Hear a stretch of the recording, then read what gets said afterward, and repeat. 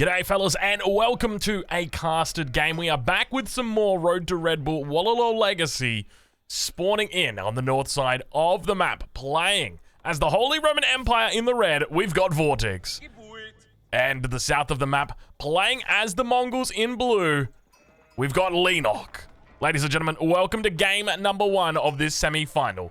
Leenock has just come from defeating Casfa, and Vortex has just come from defeating, get this, Beastie Cutie. That is correct. Now, I would have casted that series, except for the fact that I did actually cast it. A little bit of trivia for you guys. I did cast that series. However, I failed to correctly set my audio device after Windows updated, and subsequently I casted a 30-minute game with no audio. And I'm like, you know what? I could cast it again, but it wouldn't be genuine. It wouldn't be real. Because I would need to just cast it again and theorize again, and it's like, you know, I probably called 100 correct things out of 100 things that game, but you guys wouldn't believe it. You know, I would have been a pre-watcher. So let's talk a little bit about this game and about what we're going to be seeing here, because we're now in the semi-finals, and these players are looking to go up against Puppy Paw in the grand final. So the winner of this series, this is the best of 3 series, will be going up against Puppy Paw. So let's take a look at how Vortex is doing on the other side of the map. It's going to be an early barracks coming out from him before he even goes for a dock. He is dropping down a barracks. He's got this very, actually, hold on a minute. Is that outside his... I don't think that's outside the emergency repairs, right? Yeah, it's not. Okay, there we go. So barracks coming down. Now that gets spotted out by Leenock. Let's see how he reacts, because he's already got his own barracks down. So, I mean, I think what sets this apart, if we were to look at, you know, what are these civilizations got bonuses for when it comes to fighting in the Dark Age? Number 1 for Mongols, obviously, it's going to be that Uvu. They can get that double production out nice and early. Leenock already getting out 2 spears for the price of 1. Compare that over to Vortex, who gets 1 spear for the price of 1, but there is one key difference, and it's this bad boy right here, the Prelate. And when it comes to spearmen fighting against spearmen, these guys don't really do a lot of damage. They do 6 damage a stab.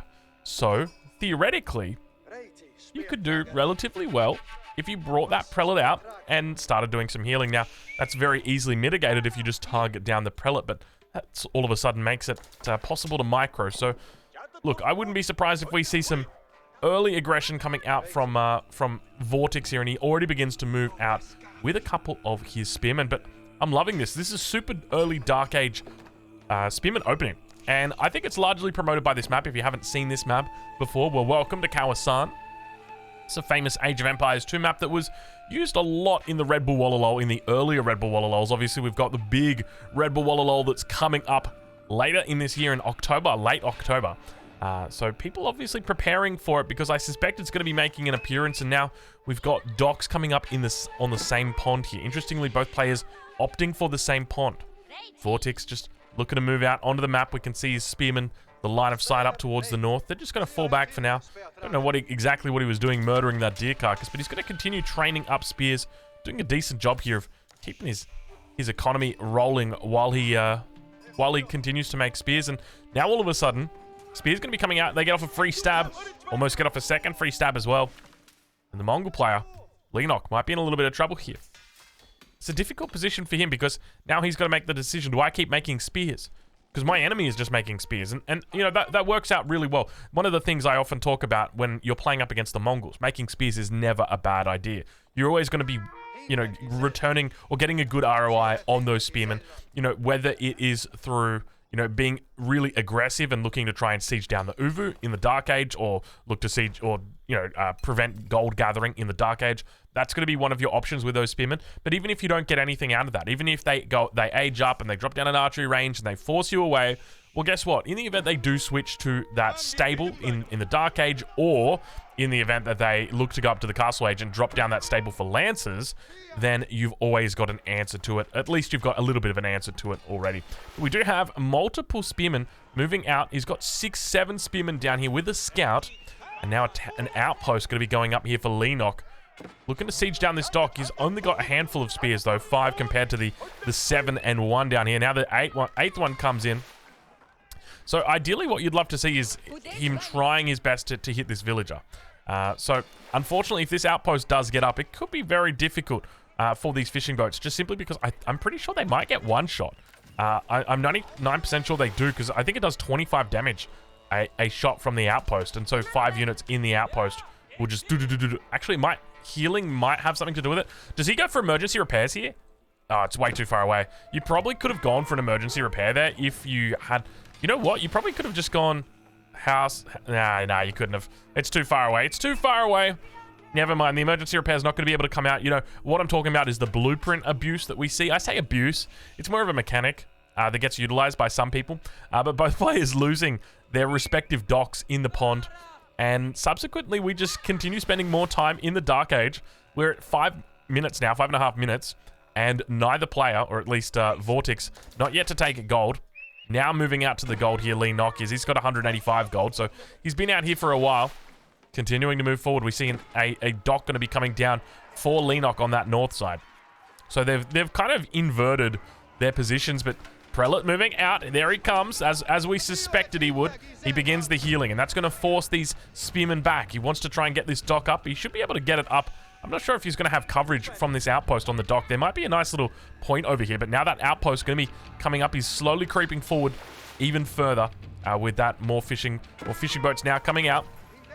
Looking to drop off. Khan almost going down. There's so many spears out for Vortix right now. He's just going absolutely ham with this. And this is what I love about this map. I mean, very rarely do you see these Dark Age fights, but this is one of the few maps that you actually get this out. And it's encouraged because if you want to maintain control over these little ponds, you're going to need to do it. And now all of a sudden, he could have actually swooped in there and taken out that villager. Instead, just turns his attention towards that outpost. And Vortix looking very, very good with regard to the spearman number. And, you know, as I mentioned earlier, this is not a bad thing. I mean, having these spearmen here, this is going to translate into mid-game defense against lancers, and it's going to prevent your enemy from going into that stable in the Feudal Age, which we've seen before, and obviously Mongols capable of going for a Dark Age stable as well.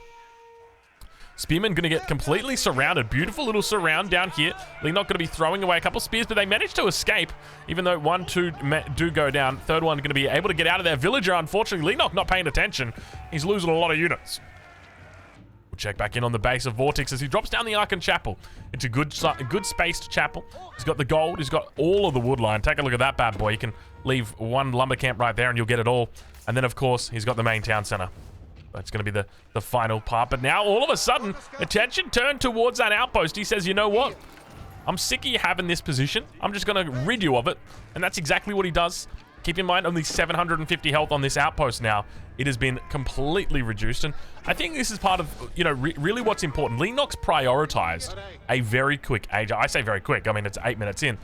Leenock's prioritized his age up. Whereas Vortix has said, well, I'm just going to invest more of my time in my army. And oh my lord, get it, go! Oh no, it was so close. He line of sighted him. He was just LOSing him around the wood line 2 or 3 times right there. Almost got that prelate out. He was down to 3 health, unfortunately. He's gonna have to train up a new one. We can see it coming in now. But Doc gonna be going down on this position. Will it? It doesn't look like it's... Oh my lord, the light junk gets out just in time. That's going to be terrible right now for Vortix. Vortix going to be potentially losing up to 5 fishing boats. He can fit 3 inside the outpost, or inside the dock. Slowly but steadily, you can see him healing back up here. Ideally, you'd like to see 2 or 3 fishing boats just start healing up his friend. You don't want to be losing these bad boys. But indeed, he does continue to lose them. No galley in queue at the moment. Back towards that gold mine. We see the Khan just chilling out for the moment. Hardened Spearman's come through for Leenock. Really looking to put the hurt on. Now another dock coming up. Leenock just throwing away docks at this point. This is going to be the second dock that he's throwing away. And indeed now going to be able to repair up that fishing boat. Actually, you know what? That's a great use of it there. And once again, just committing to this. He's looking for a second light junk. Now we see it's fishing boats in queue. He's going for fishing boats. He's not even going for a galley. Now able to take out the second dock. Leenock looking to place a 4th dock down. First dock was here, got killed. Second dock here, actually there, got killed. Third dock here, got killed. Now that's the 4th dock. Man has got 4 docks and and 100% insanity. He just keeps doing the same thing. But he's managed to establish control in this pond. We don't actually see any galley coming out from Vortix until now. So the galley finally coming out, but he's lost quite a few fishing boats now. Things not looking pretty for him. He's going to look to expand on the south side. And not only is he going to look to expand on the south side, Leenock going to look to do the same thing. villagers over here. Take a look. Actually, I take that back. There's a villager and archers over here. Now, every second that he stops his enemy from sieging down this dock, the closer and closer he gets to the light junk. 25 seconds until that bad boy comes out. Not a lot of spearmen here to burn that down, so I think he should be okay. But those archers do continue coming out, and he does have double production for that. You can see he is going ham on the double production. So Leenock playing well at this stage in the game. You'd hope to see that Vortex, oh my lord, Vortex already on the way up, or at least very close to the way up. That light junk about to come out. I'd just be canceling this dock at this point. I mean, it might be good for, like, to get a galley out or something like that, but no galley coming up on the other side of the map. Leenock maintaining control of that pond for now, as another secret dock comes down once again. Galley gonna be coming into this pond, so no soup for you. That's what Vortex says. Outpost, garrison, not gonna be able to fire off at the hardened Khan. He's just gonna chill out, attacking the villagers in classic Khan style. Able to run away if he determines he needs to. Beautiful little pickup, nice little charge. Horseman managed to make it away. Interestingly, we don't have health bars on. Despite showing health bars all the time, we do not have the health bars on for whatever reason. But now the horseman continuing to fall back away from this position. He's got an age up coming through. At least it should be shortly. It might be the galley may have delayed it. In fact, he's made a second galley. Honestly, I don't feel like you need a second galley here. One galley should be more than enough to hold here and then be able to push. And it's going to just force your enemy to continue making galleys. And now Vortex going to be a little bit idled over towards this position. He's going to be moving out to another wood line. And now the siege begins on the front side of his base. Leenock doing a pretty decent job. He's maintained control. Unfortunately, the light junk is now going to discover the villager. And work is going to begin on that galley for Vortex. So high octane action in this game during the early stages. And now double fishing boat looking to try and heal up this bad boy. He's looking for a second junk. And now the second galley does indeed come out. He's trying his best to hold on. For dear life, he is holding. But unfortunately, with the second galley coming out, I think it's going to make it way too hard. Should be able to clean this up completely. Another outpost coming up towards the north. Leenock looking to try and clinch out this early victory here. Light junk is going to go down. Now attention gets turned towards the fishing boats. They're going to jump inside that dock. And now begins to focus down that light junk up towards the base, though. More outposts continuing to come down. Regnants. No, it's a Burgrave Palace. Oh, my lord. A rare sight to behold. The Burgrave Palace. I say rare sight, but I tell you what, we've started to see it more and more in recent times. There were times where we couldn't even pronounce burger. We thought it was Burger Palace. We thought that they served burgers there. And, you know, they did, because any German will tell you that hamburgers were made in Hamburg. That's where they're from. That's why it's called the hamburger. So, I mean, we know what they are, but look, it's good to have the Burgrave Palace out for once. And let's see exactly what Vortex can do. Is it just going to be a men-at-arms span? Indeed it is. Elite, or I was going to say elite men-at-arms coming through. No, it's just your normal men-at-arms upgrade coming through now. We're right on board with Leenock and see how he's doing. Under attack on this dock over towards the east pond. That's going to guarantee that behind this, Vortex is going to be able to take control of the pond completely. Up towards the north. Looks like Leenock going to be able to take control of the north pond.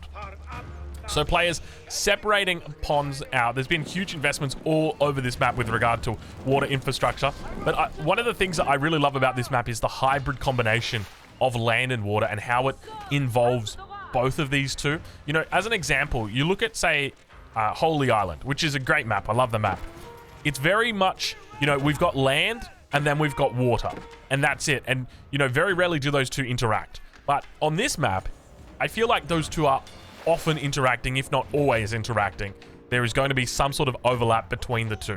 And that's great to see. That's exactly how you want it. Uvu is depleted. At 14 minutes into the game, the Uvu gets depleted. We're not going to be moving on to greener pastures. We'll take a look and see where he's going next. It's going to be probably out to the front here. There's a nice little spot that he's got here. Second town center going to be coming up for Leenock before he even reaches the castle age. He's already dropping that second TC. That's a very, very early second TC for Leenock. Now, I'm suspecting he would know that he is up against a Burgrave here. There's so many men at arms. You can't not be against the Burgrave. Leenock now reaches the castle age. We'll look to see what his reaction is and whether he goes into cavalry or whether he just plays it a little bit safer. Archer's just continuing to kite for the moment. Southern pond completely secured. Dock has gone down. Relic's getting picked up. I'm not sure exactly where that is. Down here to the south.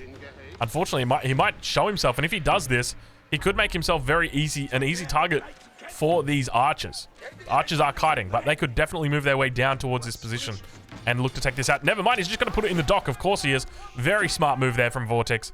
Not even going to be able to cut that bad boy off. Khan's still just doing its magic. You got to love the Khan. An archer that just runs at the speed of light. Absolute ludicrous. Burgrave. Still yet to pump anything out, really.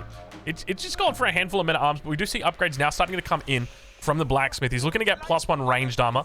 Also going to be getting that marching drills upgrade to increase the movement speed. We'll check in over on Leenock's side and see how he's doing. Looking to place a Gur down, doing a little bit of a... Jeez, he's got a lot of Gurs, doesn't he? 1, 2, 3, 4 Gurs. Leenock, is that enough Gurs? 2 TCs as well. Oh, he's got an expansion Uvu just up here. Prayer Tent going to be coming out, so he's going to be looking to double produce those Shaman. Men-at-arms going to be moving onto the other side of the map now. Vortex looking for a bit of aggression. Khan together with some spearmen and archers on the north side. Still harassing those villagers. Look at him go. Just still being so damn annoying. Men-at-arms going to be moving onto that. Still yet to get that movement speed upgrade. Marching drills about to come in. Khan going to be under attack from the men-at-arms. And now the nice little raid from Vortex. Leenock going to be trying his best to hold on. We're yet to see the Sprinkled in placement come through just yet. Leenock spent all of his stone. He's been doing double production, and unfortunately, no Sprinkled in placement going to be able to defend against this. Towards the north, though, we've got ourselves a Knight out. The Knight going after the Khan. 300 health on the Khan, by the way. Just when you thought the Khan was a perfectly balanced unit, 300 health just comes in and says, actually, points its finger, and teaches you that it wasn't. But he maintains presence up here towards the north. Very easy to be cleaned up. Impressive that it's not yet been cleaned up. And the question is, where does Vortex go from here? Does he look to go for an age 4? Does he look to play it more heavily in the 3rd age? I think on discovering the 2nd TC, this is where you sort of... It's very difficult because this 2nd TC says, well, hey, if you go age 4, I'm still going to keep up with your economy. And it also says, well, if you stay in age 3, I'm just going to outboom you because you don't want to make a 2nd town center because you're the Holy Roman Empire. So no matter what you do, you're screwed. So I think that's super smart from Leenock to have that oversight, to go for that double town center in the feudal age as the Mongols. Warwick the Wolf just looking to try and take further names. He should actually get this villager, as long as Vortex doesn't react. One villager goes down. Rest in peace, little dude. Next villager begins work. Okay, there we go. He's worked it out. Probably hoping that he... Oh, I hope I didn't lose any villagers. I just realized. Yeah, you lost villas. You lost villas. We saw him. We saw him. But now back in the base, Vortex begins adding in farms. And very interesting that he decided to go the burger here. I wonder what the thought process was behind this, because we can see that he's already begun picking up relics. Obviously, the Regnitz would have meant that that's an extra 100 gold. Would have meant that this is an extra 100 gold. We've got one relic out over on this position. I don't know where the other relics are. We'll have a look. There's one there. There's one there. Okay, so you're talking to a man who's got 4 relics in his possession. I'm not sure exactly what the thinking was behind the Burgrave, but I guess it enabled him to hold for that brief amount of time. Shaman gets taken out. Now, Leenock knows about this relic behind the base, right? Right? He doesn't. He doesn't know. But Vortex does know, so there's a good chance he could actually run behind there. Prelate dropping off the relic now. We'll look to see whether he actually goes for a rundown here. You can see the way that Vortex is moving, that he might move for it. He may potentially go for that. So we'll have to watch and see how he plays it. But Leenock now, rising up to 65 villagers. On the other side, 57 for his opponent, Vortex. So not a big difference between these two guys, but remember, it comes down to scaling. That's going to be the big factor here. It's scaling. One of them is making it 1 villager every 20 seconds. The other one, 2 villagers every 20 seconds. So, you know, give it 5 minutes time, and all of a sudden you're talking 15 villagers difference. But that's as long as you can't equalize with raids. Vortex doing very well, taking out 3 villagers there with the double knights. He's got the +1 ranged armor, which means he's only taking 1 damage from that town center. Sacred Site being captured in the north. Once again, may get threatened. Vortex might be under pressure down here. A lot of crossbows moving in from position. Leenock could very easily just come in and chuck out the attack or the movement speed arrow. Back towards the middle, though. Villagers. I'm not sure what these villagers would... Oh, the villagers were returning to the dock and were getting picked off by the light junks. Oof. That is painful. Shaman moving around on the east side. Was looking to take the Sacred Site. Got picked off. Knights continue posturing. Looking for villagers. Leenock sees him. Draws them in. Crossbow takes out the first one. Second one going to get taken out as well. The raid gets shut down completely. And all the units on the opposite side of the map for Vortex have been killed now. Is that's got to be... Yeah, that is... Okay. So this is an interesting strategy, and I like this. It makes a lot of sense on this map, and part of the reason why the Holy Roman Empire might actually be really good. So the outpost has got the Springwood emplacement, and then he's chucked the extra relic inside the outpost, which is then going to, on top of that, increase the range, the damage, and the armor of that outpost. Obviously, a couple of other things as well, the sight range as well. But he could theoretically come down and put an outpost. I mean, you could realistically put an outpost here or here, and you should be able to cover like maybe 70% of that pond pretty easily. But now a Hulk going to be coming out. Vortex looking to clean up this pond. Now remember, the pond down on the south side yet to be cleaned up at all. Still very happy and healthy. We did see a unit just get picked off. It's another Shaman. Leenock not learning his lesson the first time. Vortex looking really good in this first game in the series. Keep in mind, this is a best of 3. The winner of this series will be going through to the grand finals. And now Springwood's in on the shoreline, going to be able to neutralize that Hulk. A Trebuchet going to be coming out as well for Leenock. Leenock looking impressive all of a sudden. Oh, that infantry mass is starting to look good. It's the classic crossbow and spear composition that we do see. It's interesting how a lot of the compositions in the mid game always seem to default to this. And I think that's just because players are so typically going to be going into a very heavy cavalry composition like the Knights, that it's the only thing that will counter it. Like, you can't just go one counter unit, you need to go both of the counter units. But now those men-at-arms are going to be moving up. He's got quite a bit of them here. At the same time, a little bit of a flank around the backside. We enter into the cinematic mode, and all of a sudden, a bit of a surround coming through. The Spearmen get a nice little spot on the berries. At the same time, the Springwoods just looking to clean up and not really doing too much. Trebuchet firing off, manages to get the bounty on the dock. But still, that hold on the front side. Leenock looking pretty good as he pops up the defensive arrow. The Khan going to continue firing off. We hear a raid somewhere over towards the west side. I'm not sure where it is. It's going to be on the wood line. And Leenock going to have to run back towards the town center. Indeed, he does do it. But manages to hold in the middle for the moment. Plenty of infantry still here. I would expect to see more siege coming out. There is the second Trebuchet going to be coming down. A keep in the center as well is going to mean that Leenock has got all the tools that he needs to deal with this keep from Vortex. So we'll have to watch and wait and see how Vortex reacts, whether he looks to go into siege himself. Ideally, you'd love to be in the Imperial Age so you could go into Culverin as the Holy Roman Empire, but just not going to be the case today for him. All sacred sites have now been captured. New objective, defend all sacred sites. You are approaching sacred victory. So there it is. It's going to be a little bit hard to hold. I don't think it's going to be one of those viable options. A little bit of a raid down towards the south side. We'll check in with the village account and see how he's doing. 69 villages for Vortex, 78 villages for Leenock. So still within 10. And when you consider the fact he's also got those relics, he's got 1, 2, 3, 4 relics. No 5th relic just yet. Does remain idle for the moment. Leenock, unfortunately, he has discovered it now. But yet to move over there. 3rd Trebuchet coming out, rather 4th Trebuchet coming out. Plenty, 5th Trebuchet coming out. Oh my lord, that's a man with a lot of Trebuchets. 5 traction Trebuchets. Out on the field now for Leenock. Looking to siege down this central position.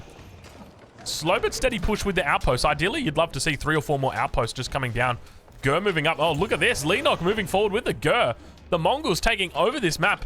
Don't you just love it? They've got the Stepred out in the center. They've got the Gur out here. And oh my lord, we got a lot of veteran horsemen now coming in. Once again, we're going to enter that cinematic mode as they look to surround the villages. Spearmen going to have to force these bad boys back. The crossbows on the back line. Looking to try and take down the men-at-arms. But Vortex looking very good in this game right now. Leenock all of a sudden may have got himself a little bit excited. And we hear the Khan going down is what I can only suspect that sound was, because neither player looks to have surrendered just yet. Interesting that we've got the same sound for the Khan as well as the surrender. I guess that says a lot about when you lose the Khan. But unfortunately, it looks like Leenock going to be able to keep only a handful of these trebuchets alive, I say, before the last one, unfortunately, loses its life. A lot of horsemen dead on the ground here. The keep remains alive for the moment. But remember, Leenock can easily head back to the drawing board and bring those trebuchets back out and alive. We'll take away the cinematic mode once again. And that music begins to pump up. Leenock looking better. Vortex going for the... This is a classic Vortex move. The 24-minute wheelbarrow. I remember talking with a couple of people at N4C back in when we were in Germany, and somebody said, I know how to identify any Smurf account that belongs to Lucifron and Vortex. And when we asked how, and they said they don't get wheelbarrow. They never get wheelbarrow, and if they do, it's like a 30-minute wheelbarrow.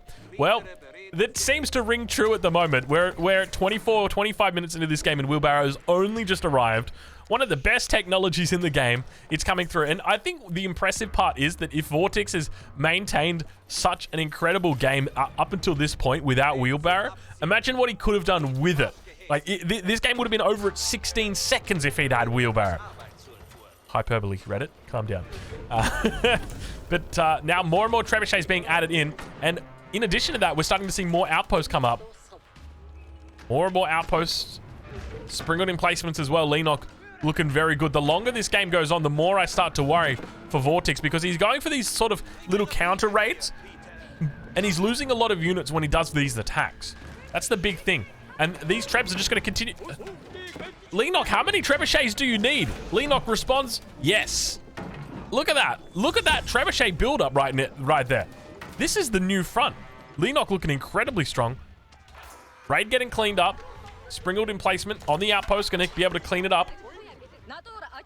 Neutralization up towards the north. Even the Gur came in to say g'day. Actually, he's got double gold mine here right next to each other. Keep going to be going down very shortly. This is the classic Mongols play. You know, we got to get a picture of this bad boy right here. This is the formidable Mongol army as it moves out. Crossbow as well as spears, Springald emplacement, outposts, and of course, trebuchets. You can't forget the trebuchets. And now the Mangonels on the back line here, going to be able to deal with those crossbows. So they're one shot away from it. Be careful not to move up too far and too forward. Spearman getting some good little hits in on the horsemen as they look to try and surround all of the crossbows. Not going to have a lot of luck. Villagers also coming out. Look at the Springalds, how far they're moving forward. Leenock looking very good in this first game in the series. Mangonel going to get healed up. Going to be firing off. Let's see if it lands a decent shot. It's not bad. Hits about 5 or 6 of those crossbows. And now that Mangonel is going to be going down. Unfortunately goes wide with the shots as well. And now all of a sudden Vortex taps out and good game gets called. Well, fellas, I don't know exactly why that happened, why it just tapped out like that. There you guys go. Good game. Well played. And that's number 1 going over to Leenock.